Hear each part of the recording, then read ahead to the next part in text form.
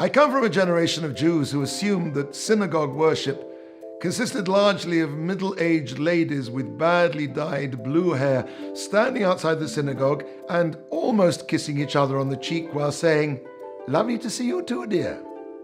Now, concluding that this was the sum total of Judaism and finding that this particular mode of worship somewhat lacking, large numbers of my generation hightailed it off to the Himalayas, where they are currently watching their navels and waiting for something to happen. Well, I have news for them. Nothing happens when you watch your navel except getting a stiff neck. Then again, we always were a stiff-necked people. About those blue-haired ladies, though, they made a mistake. They failed to notice that lying dormant under those blue rinses was a kind of spirituality about which we could not even guess.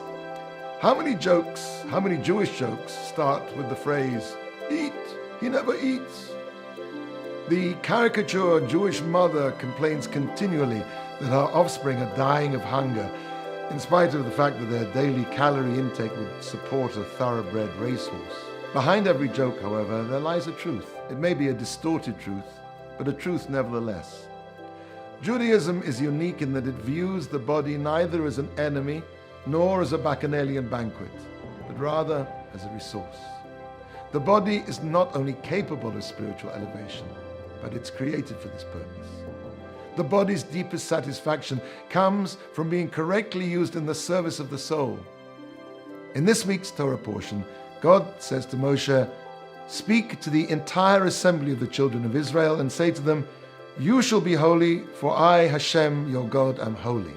Since God instructed Moshe to speak to the entire assembly, we know that this commandment was to be spoken in public to all the Jewish people together, not just to Moshe or to Aaron and Moshe.